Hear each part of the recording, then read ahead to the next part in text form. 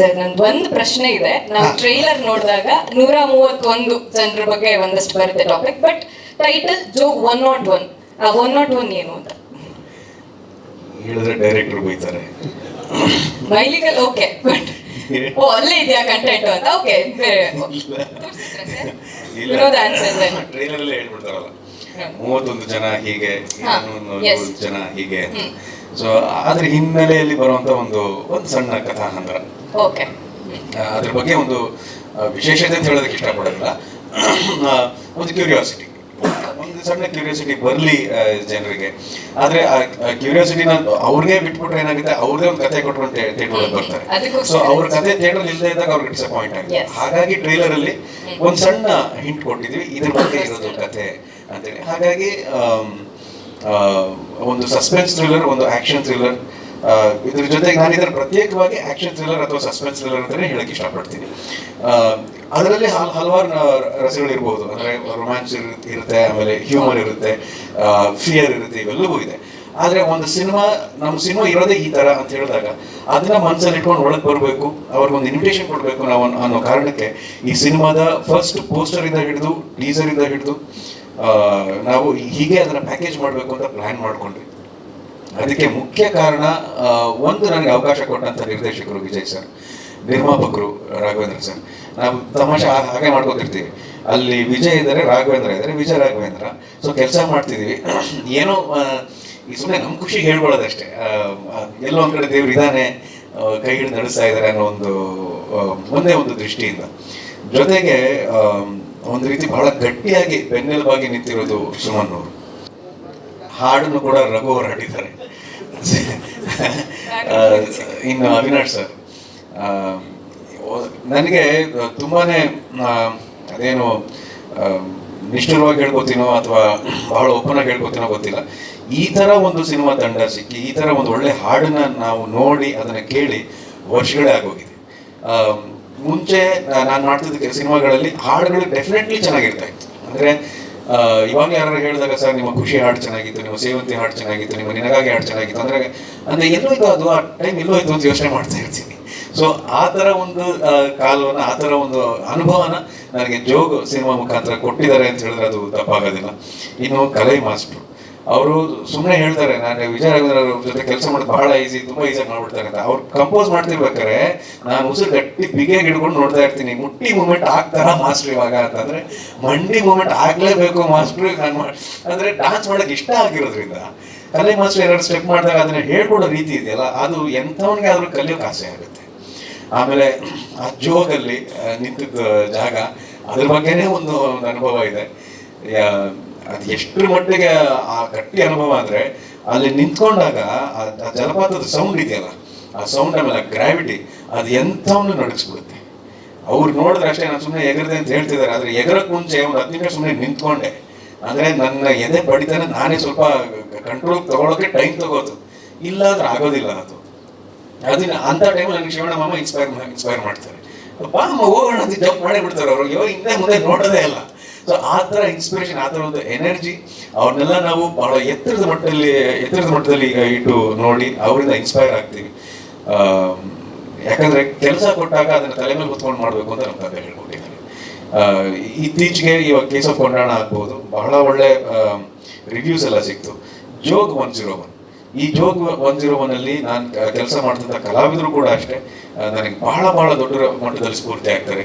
ತೇಜು ಅವರಿದ್ದಾರೆ, ರಾಜೇಶ್ ನಟರಂಗ ಸರ್ ಇದ್ದಾರೆ, ಈಗ ನಮ್ಮ ಶಶಿಧರ್ ಸರ್ ಇದ್ದಾರೆ, ಆಮೇಲೆ ಜಿ ಇದ್ದಾರೆ. ಅಂದ್ರೆ ಇವರೆಲ್ಲ ಅವರವರ ಏನ್ ಡಿಪಾರ್ಟ್ಮೆಂಟ್ ಏನಿದೆ ಅಥವಾ ಅವರ ಒಂದು ಅನುಭವದಲ್ಲಿ ಏನಿದೆ ಬಹಳ ದೊಡ್ಡ ಮಟ್ಟದಲ್ಲಿ ಬಹಳ ಒಳ್ಳೆ ಕೆಲಸ ಮಾಡಿದ್ದಾರೆ. ಅವ್ರ ಜೊತೆ ಕೆಲಸ ಮಾಡ್ಬೇಕಾದ್ರೆ ನಾವು ಒಬ್ಬ ಸ್ಟೂಡೆಂಟ್ ಆಗೇ ಕೆಲಸ ಮಾಡಬೇಕು, ಆವಾಗ ನಾವು ಮಾಡೋ ಕೆಲಸಕ್ಕೆ ಒಂದು ಸಾರ್ಥಕತೆ ನಮಗೆ ಸಿಗುತ್ತೆ. ಸಿನಿಮಾ ನೋಡಿದಾಗ ಇದ್ರಲ್ಲಿ ಕಷ್ಟಪಟ್ಟಿದ್ದಾರೆ ಅಂತ ಅನ್ಸುತ್ತೆ. ಸುನೀಲ್ ಸರ್ ಹೇಳ್ತಾ ಇದ್ರು ನಾವೆಲ್ಲ ಕಷ್ಟಪಟ್ಟು ಸಿನಿಮಾ ಮಾಡಿದೀವಿ ಅಂತ. ನನಗೆ ಆ ಕಷ್ಟಪಟ್ಟು ಸಿನಿಮಾ ಮಾಡಿದೀವಿ ಅಂತ ಹೇಳ್ಕೊಳ್ಳೋದಕ್ಕೆ ಇವಾಗ ಒಂದು ಸ್ವಲ್ಪ ಭಯ ಬರುತ್ತೆ, ಮುಜುಗರ ಬರುತ್ತೆ. ಯಾಕಂದ್ರೆ ಎಲ್ಲಾ ಕಷ್ಟಪಟ್ಟು ಸಿನಿಮಾ ಮಾಡ್ತಿದ್ದಾರೆ, ಎಲ್ಲ ಇಷ್ಟಪಟ್ಟು ಸಿನಿಮಾ ಮಾಡ್ತಿದ್ದಾರೆ. ಆಮೇಲೆ ನನ್ಗೆ ಮಾತಾಡೋದಕ್ಕೆ ಹಿಂದೆ ಮುಂದೆ ನೋಡ್ತೀನಿ ಇವಾಗ. ಯಾಕೆಂದ್ರೆ ಮಾತಾಡಿ ಎಲ್ಲಿ ಸಿನಿಮಾ ರಿಸಲ್ಟ್ ಏನ್ ತೋರ್ಸಪ್ಪ ಅಂತ ಕೇಳಿದಾಗ ಒಂದ್ಸಲ ಹಿಂದೆ ತಿರುಗಿ ನೋಡಿದ್ರೆ, ಓ ಸ್ವಲ್ಪ ಮಾತು ಕಡಿಮೆ ಮಾಡೋಣ, ಕೆಲಸ ಮಾಡೋಣ, ಸಿನಿಮಾನ ಜನರ ಹತ್ರ ತಗೊಂಡೋಗೋಣ, ಎಷ್ಟು ಸಾಧ್ಯ ಆಗುತ್ತೋ ಅಷ್ಟು ಜನರಿಗೆ ಇದನ್ನು ವಿಸ್ತಾರವಾಗಿ ನಾವು ಇದನ್ನು ತಲುಪಿಸ್ಬೇಕು ಅನ್ನೋ ಉದ್ದೇಶ ಏನಿದೆ ಅದು ನನ್ನ ಮನಸ್ಸಲ್ಲಿ ಬಹಳ ಗಟ್ಟಿಯಾಗಿ ಕೂತ್ಬಿಟ್ಟಿದೆ. ಹಾಗಾಗಿ ಸಿನಿಮಾ ಕಥೆ ಬಗ್ಗೆ ಆಗಲಿ, ಸಿನಿಮಾದ ಹಿನ್ನೆಲೆ ಬಗ್ಗೆ ಆಗಲಿ ನಾನು ಹೆಚ್ಚು ಮಾತಾಡ್ತಿಲ್ಲ, ಬರೀ ನಮ್ಮ ಟೀಮ್ ಬಗ್ಗೆ ಮಾತ್ರ ಮಾತಾಡ್ತಿದ್ದೀನಿ.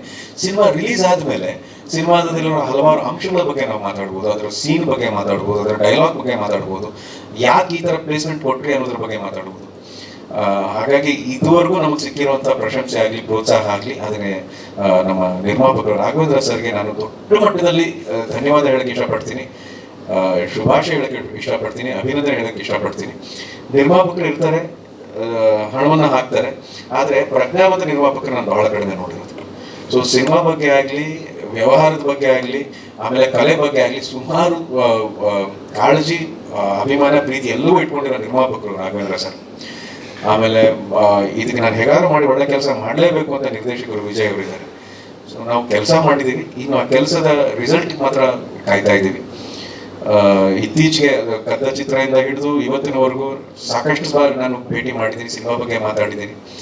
ಎಲ್ಲ ಸಮಯದಲ್ಲೂ ಕೂಡ ನಾನು ಇದನ್ನೇ ಹೇಳಿರೋದು, ಸಿನಿಮಾ ರಿಲೀಸ್ ಆದಮೇಲೆ ಇನ್ನೂ ಹೆಚ್ಚು ಮಾತಾಡಬೇಕು ಅಂತ ಆಸೆ ನಾನು ವ್ಯಕ್ತಪಡಿಸಿದ್ದೀನಿ. ಆದರೆ ಸಿನಿಮಾ ರಿಲೀಸ್ ಆದಮೇಲೆ ಮತ್ತೆ ಸಿಗುವಂಥ ಅವಕಾಶ ನನಗೆ ಕಡಿಮೆ ಆಗ್ತಿದೆ. ಈ ಸಿನಿಮಾಯಿಂದ ಮತ್ತೆ ಸಿಗುವಂಥ ಅವಕಾಶ ಸಿಗಲಿ, ರಾಘವೇಂದ್ರ ಸ್ವಾಮಿ ಕರುಣಿಸಲಿ ಅಂತ ನಾನು ಪ್ರಾರ್ಥಿಸ್ತೀನಿ.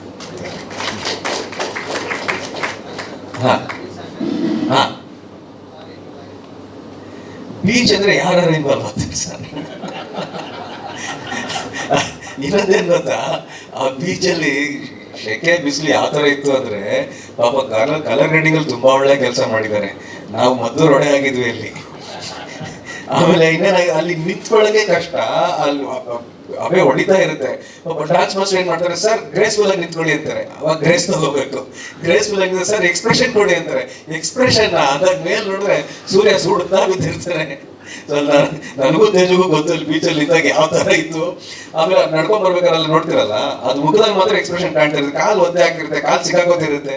ಈ ಇದನ್ನೆಲ್ಲ ದಾಟ್ಕೊಂಡು ಒಂದು ಒಳ್ಳೆ ಹಾಡಿಗೆ ನಾವು ಅಭಿನಯ ಮಾಡ್ತಿದ್ದೀವಿ ಅಂತ ಬಂದಾಗ, ಆಮೇಲೆ ನಾನು ಹೇಳಿದ್ನಲ್ಲ ಸರ್, ಈ ತರ ಒಂದು ಒಳ್ಳೆ ಹಾಡು ಸಿಕ್ಕಿ ನನಗೆ ವರ್ಷಗಳೇ ಆಗೋಗಿತ್ತು.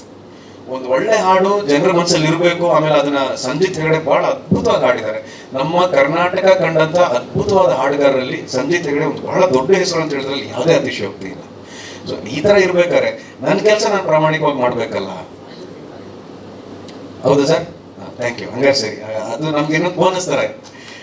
ಆಮೇಲೆ ಈ ತರ ಒಂದು ಸಿನಿಮಾದಲ್ಲಿ ಸಿಗೋದೇ ಕಡಿಮೆ ಜಾಗ ರೊಮ್ಯಾನ್ಸ್ಗೆ ಅಂತ. ಒಂದು ರೊಮ್ಯಾಂಟಿಕ್ ಹಾಡಲ್ಲಿ ನಾವು ಕಾಣಿಸ್ಕೊಂಡಾಗ ಅದು ನೋಡಿದವ್ರಿಗೆ ನೀವೇ ಹೇಳಿದ್ರಿ ತುಂಬಾ ಇನ್ವಾಲ್ವ್ ಆಗ್ಬಿಟ್ಟಿದ್ದೀರಿ ಅಂತ. ಸೊ ಆ ಇನ್ವಾಲ್ವ್ಮೆಂಟ್ ಆಡಿಯನ್ಸ್ ಬರಬೇಕು, ಇಲ್ಲಾಂದ್ರೆ ಆ ಹಾಡ್ಗೂ ಅರ್ಥ ಇಲ್ಲ, ಆ ಎಮೋಷನ್ಗೂ ಅರ್ಥ ಇರೋದಿಲ್ಲ. ಹಾಗಾಗಿ and very thankful to Teju ಅವರು, ಯಾಕಂದ್ರೆ ಅಲ್ಲೆಲ್ಲ ಆ ಪರಿಸ್ಥಿತಿ ಇದ್ದಾಗ ಬಿಸಿಲಾಗ್ಲಿ, ಆಮೇಲೆ ನೀರ್ ಮಧ್ಯೆ ಡ್ಯಾನ್ಸ್ ಮಾಡಬೇಕು, ಅವರು ಸಹಕಾರ ಕೊಡದೆ ಹೋಗಿದ್ದಾರೆ. ಆ ಥರ ಎಮೋಷನ್ಗಳು ಕಾಣೋದಿಲ್ಲ. So Teju, thank you very much once again. ಮತ್ತೊಮ್ಮೆ ನನ್ನ ಇಡೀ ತಂಡಕ್ಕೆ ನಾನು ಹೃತ್ಪೂರ್ವಕವಾದಂಥ ಧನ್ಯವಾದ ಹೇಳ್ತೀನಿ. ಯಾಕೆ ಅಂದರೆ ಅವಕಾಶ ಕೊಟ್ಟಿದ್ದಕ್ಕೆ. ಯಾಕೆ ಅವಕಾಶ ಕೊಡ್ತಾರೆ? ಒಳ್ಳೆ ಕೆಲಸ ಮಾಡ್ತೀವಿ, ಪ್ರಾಮಾಣಿಕವಾಗಿ ಕೆಲಸ ಮಾಡ್ತೀವಿ ಅನ್ನೋ ಒಂದೇ ಒಂದು ಕಾರಣದಿಂದ ನನ್ನನ್ನು ಇವತ್ತಿನವರೆಗೂ ಸಾಕ್ತಾ ಇರೋ ನನ್ನ ಎಲ್ಲ ನಿರ್ಮಾಪಕರಿಗೂ, ನನ್ನ ನಿರ್ದೇಶಕರಿಗೂ ನನ್ನ ಧನ್ಯವಾದಗಳು. ಸ್ವಾದಿಷ್ಟತೆಯ ಸ್ವಾದ, ತಾಜಾತನದ ಆಹ್ಲಾದ, ಉತ್ತಮ ಆರೋಗ್ಯ ಮತ್ತು ಹೆಚ್ಚಿನ ರೋಗ ನಿರೋಧಕ ಶಕ್ತಿಯ ವೃದ್ಧಿಗೆ ಈಗ ನಿಮಗೆ ಸಿಗುತ್ತಿದೆ ಉತ್ತಮ ಗುಣಮಟ್ಟದ ಪೌಷ್ಟಿಕಾಂಶ Shri Vaidik millet health mix. ಇದು ಸಿರಿಧಾನ್ಯಗಳ ಸಂಪತ್ತು.